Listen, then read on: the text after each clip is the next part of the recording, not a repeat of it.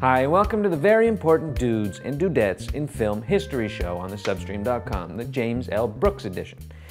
For many folks, James L. Brooks is a name they can't quite place. And that may be because Mel Brooks steals all of the Brooks-related comedy director fame, and it may be because despite James L. Brooks having his name on every single episode of The Simpsons ever, he's never been a guy that's sought the spotlight. It doesn't matter though, because James L. Brooks is pretty much one of the bosses of comic TV, and he's got an extremely impressive resume full of really important movies as well, one that he's going to be adding to this week with the release of How Do You Know?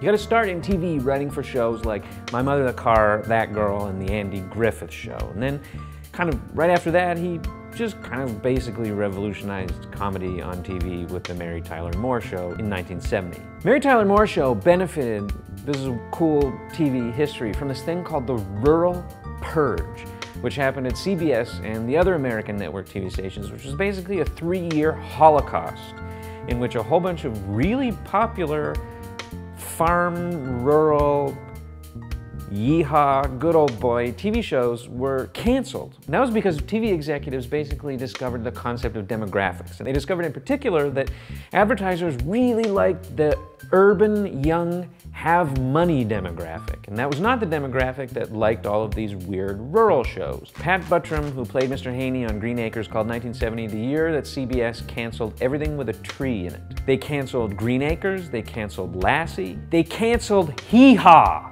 And the James L. Brooks created Mary Tyler Moore Show, appealing as it did to those urban people that had money and were young and cool and hip, and having as it did a strong female lead for one of the first times in TV history, it immediately became successful and popular, and then went on to become one of the most important and successful, most celebrated TV shows in history.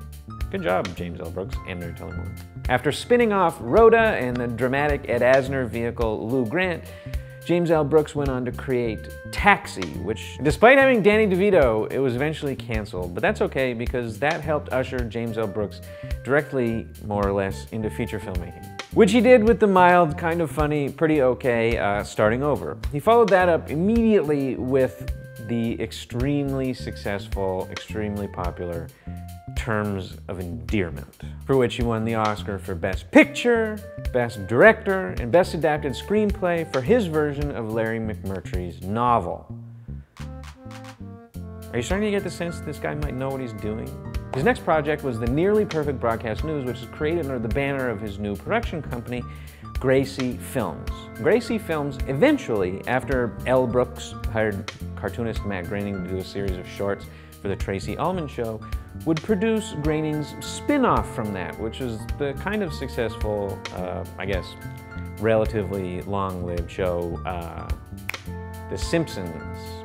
Interestingly, apart from just kind of making and creating some of the most important TV shows of all time and directing movies that kind of automatically just win Oscars every time he bothers to turn on a camera, he spent a lot of his career mentoring interesting young filmmakers under the Gracie Films banner. The executive produced Cameron Crowe's first film, which was Say Anything, which ended up being really good. And then later on, 10 years after that, he met with Wes Anderson and the Wilson brothers in Texas and helped them make their first film, which was Bottle Rocket, after watching the short version of that. In 1997, he helped two veterans, Jack Nicholson and Helen Hunt, get another couple of Oscars for their shelf. And then he made Spanglish, which was massively underrated and has one of the best sandwich cutting scenes of all time in it. And like literally everything else James L. Brooks has ever done is smart and funny and charming and intelligent and relatively sophisticated for something that stars comic actors being funny.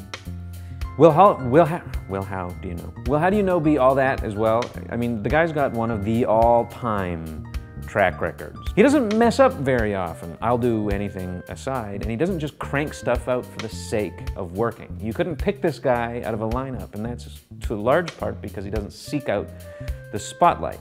We should, however, seek out his films, because almost everything that he does is worth watching. And that's why he is one of the very most important of the very important dudes and dudettes in film history.